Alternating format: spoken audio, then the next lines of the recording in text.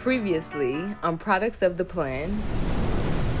So before I head to my hometown of Denver, Colorado, I'm going to sit down with the president of Big City TV and the founder of Stolen Voices, Lori Rothschild Ansaldi. Hi, Lori. Good to see you. Yeah. Thank you. I know. Like it's always I know. I have a wonderful grandmother, Frances G. Zuniga. She saved me, between her and my brother. My brother, he made sure that I wasn't about to go down any of those paths. He wasn't having it. I could not be a bloodhead, okay? It wasn't happening. He left Colorado to go to California to pursue his dreams as an educator, an activist, an artist, and a celebrity stylist. He is a perfect blueprint to show that anything is possible. What's up?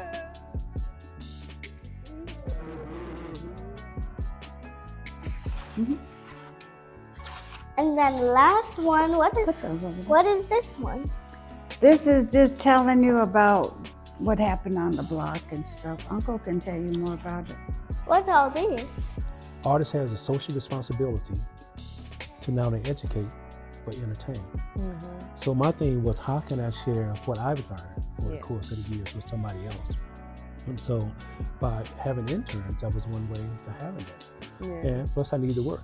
Right. I needed the cheap labor. Yeah, for real. Do you remember the movie? Yes, I still go look at it. You do? Yes. So I made that movie in film school, and for me to be making a movie about somebody getting shot and all that, it was so, they used to oh, you're so courageous and all that. And I'm just but I'm just telling what I know. I'm just telling what I seen, And As a public elected officials, all of us must be concerned that our government could have anyway been involved in drug trafficking. Director Deutsch, as a former Los Angeles police narcotics detective, that the agency has dealt drugs throughout this country for a long time. So you had the CIA finally coming to the table and admitting that what we reported in the 80s and what Webb reported in the 90s was in fact true. They called it a war on drugs. But if you grew up in ground zero like me, it felt more like a war on us. It's no secret that we were targets. But after 20 years of being in the film industry, I'm going back to where it all started, to document the people in my community who survived the crack and gang epidemic of the 80s and 90s, to create a new blueprint for the future. We would travel from city to city to hear stories of success and redemption. This is Products of the Plan. Episode 3, The Awakening.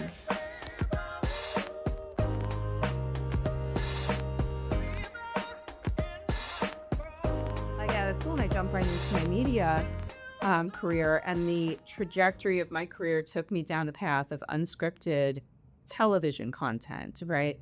90s, 2000s, going into today. And, I worked for some really amazing companies, including Discovery. I was there for over 13 years inside of Discovery as, a producer.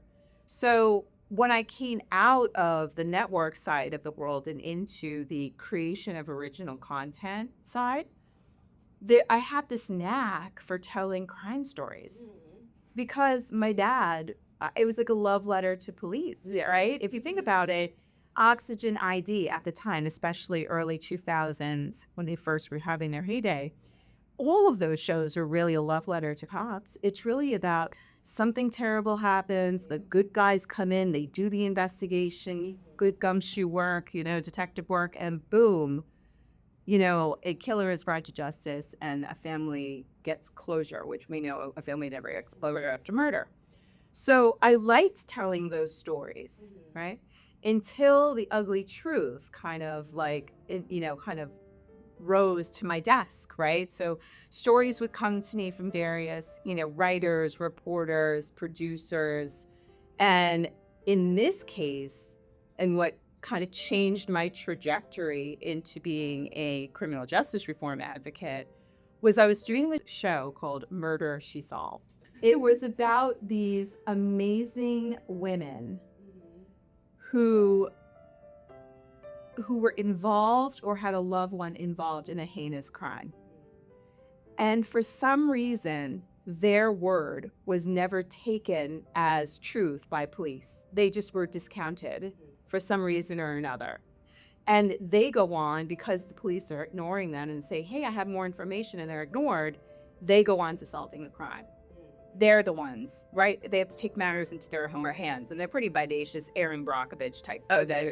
So this woman that I was doing a story on out of Ohio, she said, Lori, I know you love my story, and I know you want to do this, but you really should be paying attention to this other story out of Ohio. It's about a guy who's been wrongfully convicted.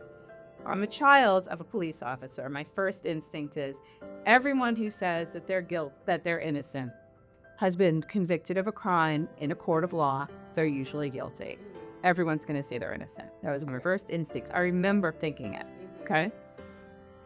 Sure. Let me send you the story. You should read it. It's incredible. There's this guy, Kevin, who's in prison, and his brother is following it, and the whole thing. And I'm like, okay. And she must have sent the link to that story. It was covered in a very tiny magazine out of Ohio by a local reporter who was following a story.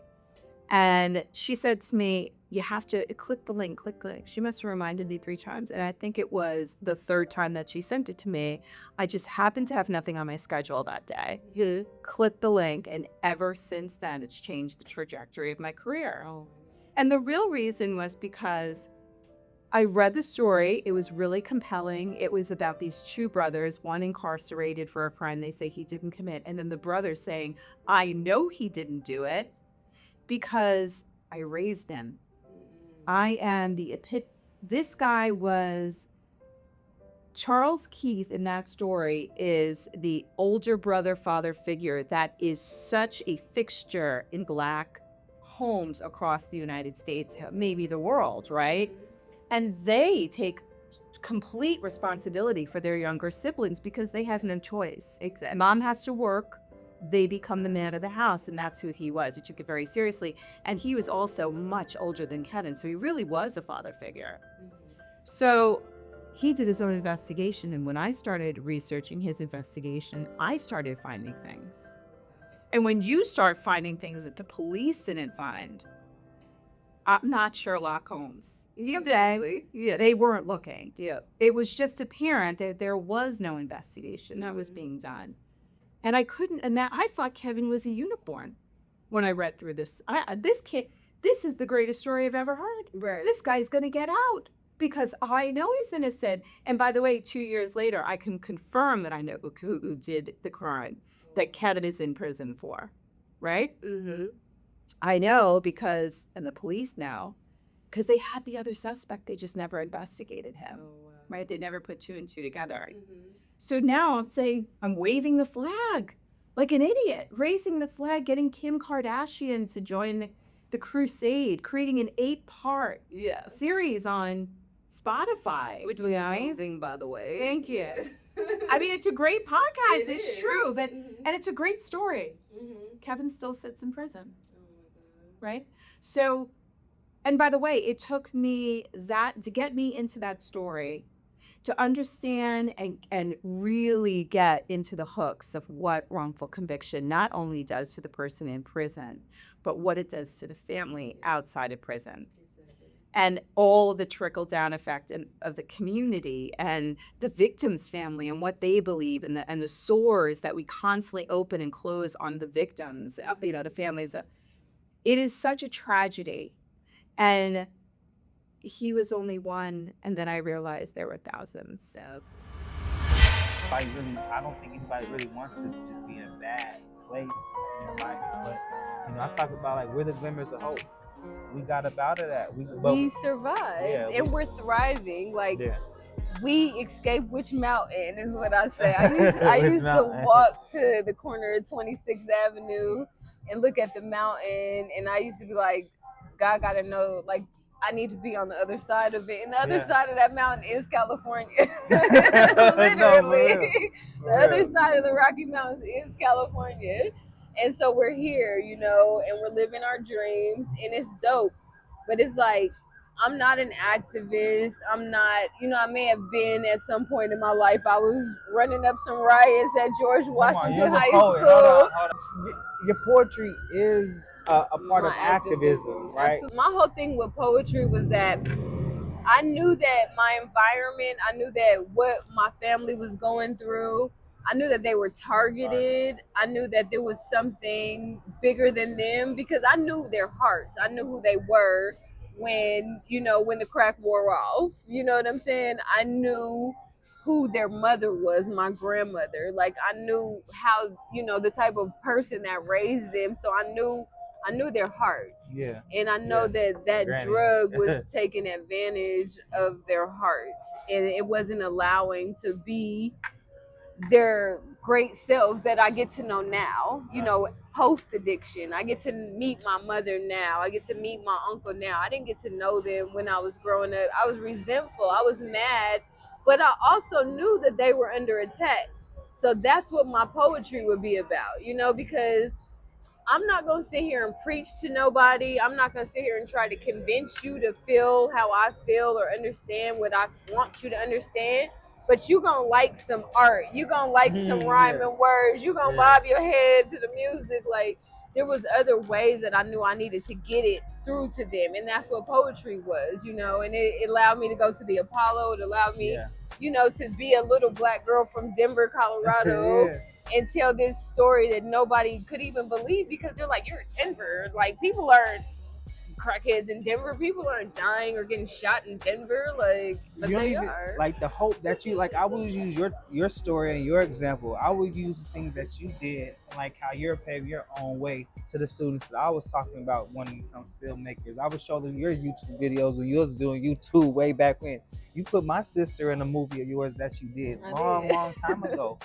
So it's like you've always like told the stories of the hood and told these stories that are essential to like that the glimmers of hope. Like if we can be testimony to what happened to them, and they can be testimony to why this next generation should not be fucking with fentanyl, should not be fucking with all these other addictive drugs. You know, like they're the first ones to really experience something that addictive. Now they're making all kind of over-the-counter shit that's way more addictive. But this generation could be the one to stop this generation because nobody before them went through it like that. Right. You know what I'm saying? Yes. Because it's all the mission, right? We all have the mission. We want to see the community in a better place. And we want these stories that need to be told, right? And so we all have the same energy towards that thing. And like this work has to be egoless. It has because at the end of the day, we're telling our stories that connect to so many other people. Yeah. So in order to continue to connect, we can't have any barriers. Yeah. Because when there's the barriers, we can't connect. Duh. Yeah, and it is what it is, you know. Like you seen young girls that was on the hood, that's getting put on all the time, getting jumped in, call them little rats. Like you know that life, so you gotta disassociate. You already, and even growing up in that turmoil, you separated yourself already, and you knew. How did you know? Graham, Mike. I mean, my thing was like Graham. I just didn't want to disappoint her. And again, I had to find my other reality, and I found it through television. I've read the credits, so I knew like Spike Lee was he was a writer, director, Pookie. Like he played everything in a movie. So I was like, okay, it's possible. And then somebody that looked like me. So I always knew, and she always put me onto old films and stuff like that. So my imagination saved me because that was the one thing I knew I could count on if I didn't like the reality I had around me. Yeah. And so I that's how I got into the arts. That's how I got into acting, and you know, just that was my way of creating that alternate reality, and that saved my life.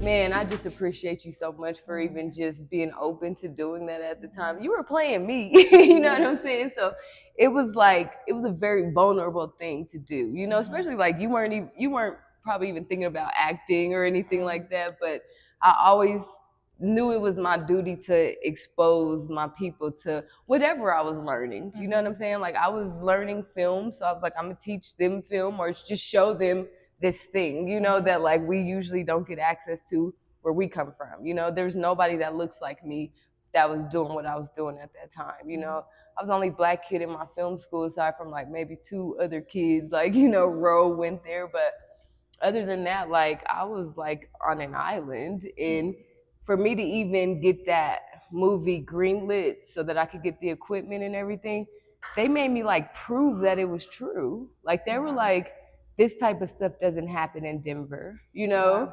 And I'm like, what? Like, and these are like white people that live off of Montview, you know? Like, you guys are like 10 blocks away from us and you don't know what's happening like right down the street from you, you know? So it was, I think it was courageous, but people didn't get it. I think a lot of people didn't really understand, like, when you would go up to someone in the movie and then it would spin around and we get to learn about them, it was kind of going over people's heads, you know? But I think now something like that would resonate with people, you know, like that you might see a drug addict, you might see a gang member, you might even see a fucked up cop, but they all got a story. Right. You know what I'm saying? Just like we all got a story. You guys' story is so valid and so important. I want you to have a platform to tell it, you know, to tell your story. Yes, I appreciate that. And speaking of Robert, rest in peace. It's his birthday today. So, are you serious? Yes, rest in peace to Robert. You know, mental health is so important, you know. Yeah. And I thank God for that platform that you were given in film school, because even the poetry that you had, it sparked the interest in poetry for me at a young age. And that's kind of how I wanted to start off this interview, is a poetry that I wrote in prison. Because, you know, I did 4 years and 3 months in an Oklahoma State penitentiary. Oh my God. So I don't know if you know that. I didn't know like how long. I didn't know how long. Like, I have all those questions. But please, I would love. I thought it was in here, but it's not. I have some other like excerpts from like just me being in prison, but I know the poem by heart, so I'll just kind of say it. Okay, so it got brought about. My brother, I was talking to him on the phone, and he always asked me like, how is your mental health, you know? And after he asked me that, I just sat down on my bunk and I really like reflected, like, how is my mental health? And I wrote this poem. Okay, so it's how is your mental health? It's, why should a question that should be normalized fuck with my pride and make me ashamed to express how I feel inside? Like, damn, brother, do you want me to televise so you can compartmentalize the dysfunction that left me traumatized as a youth? Nah, bruh, I'm living proof that you don't need a therapist and can still be cool.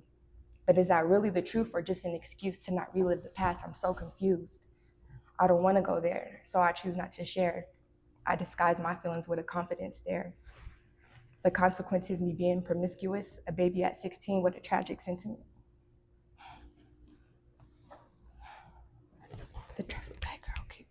The consequences, being in prison, serving a 5-year sentence for a crime I shouldn't have committed.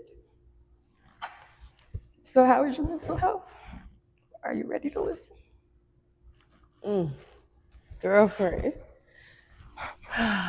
But you made it out. Yeah. And you here. And you got the world in your hands, sis.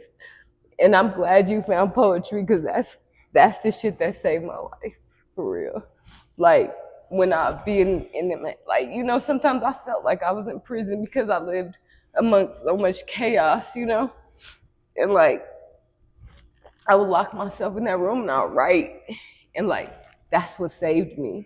And like, I just remember, like, I never cried. I never cried as a kid. Mike would tell you, like, first time he seen me cry was when my gram died.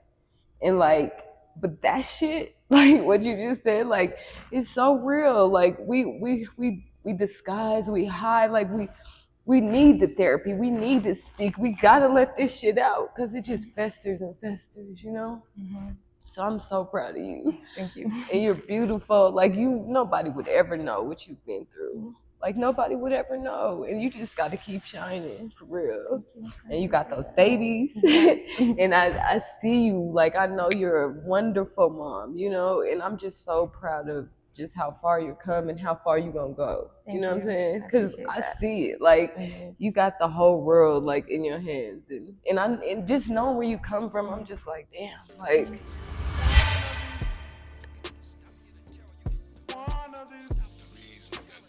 Internships, because even though you feel that I taught you those things and opened up doors for you, or whatever the case may be, I learned so much from people like yourself, you know, because you always have the pulse on technology and things. I mean, just on the conversation we just had, you know, the QR codes, for a long time, I'm like, what is a QR code? But even as an intern, coming to you in your garage, you editing, you know, I'm like, okay, well, she's got her little act together, you know, let's see what's going on here. And then your poetry is so impactful that I was so inspired by that, being an artist myself, you know, that, you know, a little bit of writing, but nothing as powerful as you. That inspired me as well, too. Just being around people your age, being around your generation, and the generation after that has continued to keep me going, keep me thriving, you know, to do what else can I do? How can I merge with them now? How can we work together? How we can be a real intergenerational sort of thing. So that's what I want to say to you. And you have thanked me by going on and be, you know, doing what you're doing. That's my thanks. How did I grow up? So I grew up really differently. You know, I grew up in rural America, you know, rural Texas. So it wasn't like crack per se, anything like that. We grew like weed, you know, stuff like that. You know? And even wasn't much of that because it was, you know, it was like 70s and that kind of thing. But, you know, it was very strong because all my relatives were coming back from Vietnam. I didn't go myself, but a lot of my cousins were in Vietnam. They were soldiers, so they came back. Unfortunately, several were addicted to heroin, you know, so that's what I saw too. And I lost 2 of them because of that. And so when I saw crack, I was more already living in California. So that, what the effect that had on people. So I said, this is not what I want for my community. What can I do to help? And so I had to use my skills, which is in film, you know, to tell those stories, you know, of what you shouldn't do, you know. But there's more to life than that, you know. So the same when I got to Denver, the same way, you know, it was really, really starting to get big when I came to Denver, and even more so in the 80s. Came to Denver in the 70s, but in the 80s, even more so. So, and being in the area, I lived in Park Hill too for a while, so I knew what was happening around me in the community. But once again, I don't know what it was. I think it's because I'm from a family of 6 sisters, 4 brothers, and I saw them all be successful. Sure, there was some addiction in my family as well too, not any drugs, alcohol. You know, Texas, you barbecue, you drink, you know, that kind of stuff, or you drink, you know. So I didn't see that sort of thing, but I did see the addiction in the community of Denver that I didn't want to be part of. And then I wanted to try to keep as many people possible away from that. So I think my upbringing was different. It was around a lot of educators, you know, a sister who's a teacher and a principal, sister who's a nurse, you know, sister who worked in higher education for many, many years. So that's what I saw. And my brothers just, you know, just worker bees, you know. So that's what I decided I wanted to do. I did decide early though in high school that I was not going to stay in my hometown. But what I did decide is I want to do something on the artistic side when I was in college. So we had a little group. The last ports were huge. So we tried our hand at that. We being, my roommate was, we all played football. My roommate was a sax player from Dallas. And my other roommate was Chicago, a Latino brother. And he was a painter. And then me, I tried my hand at writing and spoken word. So we traveled around our little area around there in Texas and did shows, you know, became pretty popular, you know. Honestly, it was really trying to meet girls, you know. So that really never really worked out, you know. But we had a good time, you know. I went to jail for having a gun. So I had a felony, and after you get a felony, then you can't possess a firearm anymore. And so I carried guns my whole life pretty much after I got shot. So I always went to jail for them. So when you was coming up there, that's what it was. I was in there for that. How many times have you been in jail? I've been to prison 3 times. That's a lot of times. And then I've been to jail a lot of times. I can't even count. It's a good thing it's a good thing, like, after you went in jail and all that, you came out, like, really clean. You came a very good and mature man. You got a really good job. Other people don't have all that stuff, and you came back a very good person. Thank you. Thank you. But when I came back this last time, I got in a little bit more trouble. And after that, God blessed me, you know, to not have to go back to jail, which I was glad. I kind of cried to your mom because I was like, I was real sad, like, man, I done messed up, like I'm about to be out of Serene's life for another period of time. And just so happened I didn't have to go. So, and then after that, that's when I knew it's time to change, you know. And we get to celebrate you all the time now, you know. And eventually Uncle's going to come move down with us, hopefully, and we're going to have a lot of land, and we're going to be able to just be a family finally. That's my goal, is to have my family back and to thrive and do better, and to make sure that you have everything that you want. Unfortunately, Grandma has a lot of trauma still. So she has memory loss from being on fire. So I have memory loss. So I don't remember a lot of things, but Grandma was young. She moved out here. She ended up having 7 kids. 7, 5 boys and 2 girls. And her mom moved out here, was out here with her too. And I remember my grandma, but my grandma, I couldn't really communicate with her because all she spoke was Spanish. And Grandma did, and I didn't know nothing about Spanish. But my grandma came and got me, and we would go trash picking.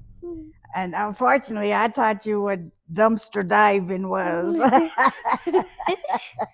But we have fun doing that, huh? But my grandma used to take me through and we go through the dumpsters, and we find toys, and we find all kinds of things. And we would have fun doing that. That was my fun with my grandma. She never been able to talk to me in English or nothing, but she hugged and she loved me, and I knew she loved me. And when I was 5 years old, I lost my grandma. I lost my grandma, and we were living on Elm Street. We had just got that new house, and whoa, we was excited about the house. And then all of a sudden one day, I just remember it raining so bad, and my mom had to leave, and she said Grandma was in the hospital. My grandma was in the hospital. And then I remember her calling, and it was late at night, and I was looking out the window, and it was storming so bad. And I was sort of scared because my mom wasn't there. And Mom called and told us that Grandma went to heaven. And I cried, and I sort of asked God, why would you take my grandma? Why? And she was gone. And my mom, we used to do so much. We used to go to the park with her. We used to have so much fun with my grandma. And then after my mom passed away, my mom wasn't doing a lot of stuff like that anymore. She was sad because she lost her mom. So now I know how she feels because I lost my mom. And now I'm sad, and you know, certain things now aren't as fun for me because I miss my mom. I remember you taught me how to go trash picking because that's where we got that. What did you say? Go ahead. That's where we got that plastic rocking chair for my dolls. Yep. I don't think I have it anymore, though. No, we end up throwing it away. We found a lot of good stuff, didn't we? Yeah. And you can wait to go back there and find stuff. But that's what I did, and then I taught you. So it's like, it's this whole circle. Everything that I was taught, I'm trying to teach you now. So you listen to the old music with me, and you listen to all the old movies with me, like she did, your mom did with your grandma, with her grandma. I'm trying to do the same with you. Still to come on Products of the Plan. I read a book from Bruce Lee, and he said that he was in an ever-evolving state of mind. Yes. And so that's what I inherited from that. Is like, that's what I want to be. They're the ones who probably would have changed this whole narrative. For You sure. know, like they were probably the ones that would have been the Great Awakening. For sure. And they knew it because they're coming after the Black Panther, after the Civil Rights Movement. So they could have been those ones. So they figured out how to like, let's destroy that whole group, get rid of them, and then maybe that'll trickle down for generations. We had some dirty cops around that time. Spinard, one of them, and I'm gonna say that, like just ugly people who took advantage of these Black young men that didn't have fathers at home, that didn't have, you might have had a big, so for me, like my brother, Rico, I wanted him to be scared of me more than he was scared of this dude that pulled up and said, hey, what hood you from? Used to love watch Rico's then get Yeah, I wasn't, no. You know what I'm saying? So that was my thing because I don't like to lose. So I didn't want, if I couldn't, I tried to save who I could, but you know, a few got out the way. What are some of the series that you've worked on? Because you were at one point, you were like the queen of the you know, the actual, what do they call them, live kind of shows, like the show reality shows. Yes. Oh yeah, I've been through them all. When I got to Atlanta in 2013, I started on Love and Hip Hop, and I was the assistant to the showrunner who was working remotely in LA. So I was basically her when she wasn't there. So I got to work directly with Mona Scott Young, directly with all the owners of the company, pitching storylines and stuff like that. So that kind of set me up for everything that came after.